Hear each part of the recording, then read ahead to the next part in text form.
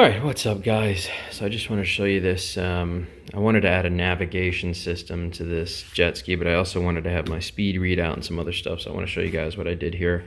I ordered an older cell phone, picked these up for about $12 to $18. It's military spec, and it's completely waterproof, military grade waterproof. So even if it takes a dip in the salt water, it won't go anywhere. I've got it locked in with locking Velcro so it doesn't move.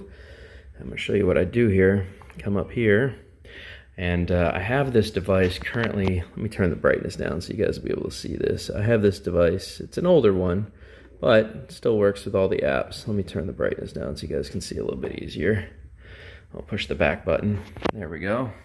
I come up on this. So it's a completely waterproof phone, and I wanted to be able to have GPS speedometer as well as navigation. So what I do is I activate this small digi-HUD window, and then when I'm done with that, I activate this app, right? So I can go in and out. This allows me to have my navigation on the fly. This is connected to my cell phone Wi-Fi, which will be underneath my seat. So my main cell phone will be supplying this with signal. As you can see, it says it has full bars right now, so this phone is not active, but this allows me to see all my local waterways, right, with depth. As I get closer, it gives me my depth calculations and all that fun stuff. And this allows me to plan a route. So if I hold my finger down, I can set navigation routes, and then I can hit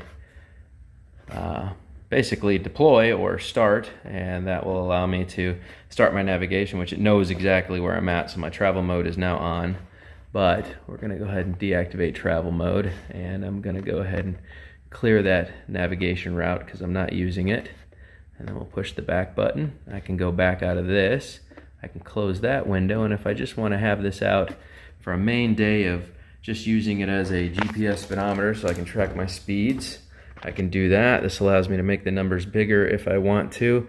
So let's say I just want a big speedometer while I'm cruising, then I've got one. I keep track of my speeds fairly easily. Go back if I need to. Gives me my north, south, east, west. Gives me my tripometer. It tells me my average speed. As you can see, I was walking, so it gave me my average 5-mile-an-hour walking speed.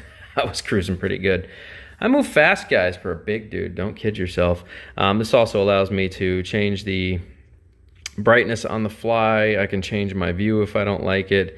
So I can change it to a HUD view, I can click back and go back to normal view. This allows me to change my colors based on the water outside.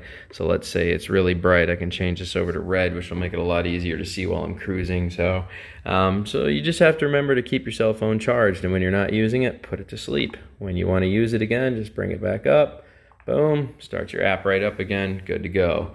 So yeah, I mean, pretty simple. Easy to figure out app. You can reset your main speeds starting at 0, and like I said, you can pick these old Kyocera Hydro Vibe waterproof, military spec waterproof Android phones up for, I don't know, roughly $12 to $18. So yeah, I mean, you can get a whole day out of it, a good 3-4 hours of use with the screen on fully bright, and whenever you stop, if you have a charge bank like I do, you just plug it into your charge bank and you're good to go. So this allows me to cruise the waterways, still be able to tell my speed without using all this old instrument cluster that's behind here. And like I said, if you want to see what I did, all I did was put locking Velcro on there, and that was it. So just 2 pieces of locking Velcro. I put it right in its little spot that I like, right about there, and just give a push, locks it in. And now we are good to go. Oops.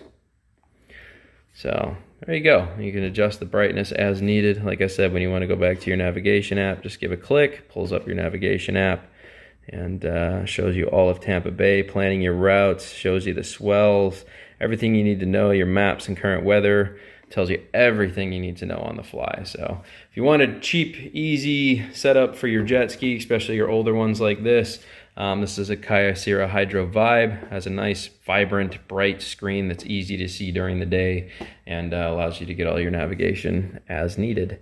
So just thought I'd show that to you guys. It's an old 4.4 Android system, but works great as long as you're not using it for anything else. So there you go. yeah, I'll see if I can post some links for you guys. And if you want an old setup like this, makes things really, really easy while you're out cruising on your old school jet skis, or heck, even your new ones. This works great. It's just an instrument cluster. It's right in my face and allows me to see everything while I'm going, and I don't care if it gets wet because it's completely waterproof. So yeah, military spec grade waterproof. So there you go. I think the app I'm using, if you guys want to know what the apps are, the main GPS one is DigiHUD and the other one is MarineWays, and they're both free apps to use. So, and there's other apps if you want to use other navigation apps, but this just simplifies everything. So you can see it's MarineWays and DigiHUD. So there you go. Alrighty guys, catch you on the flip. Toodles. Are you sure this is okay? You're in country, dude. Live a little. Now she's pretty sensitive, so go easy on the throttle, okay? All right.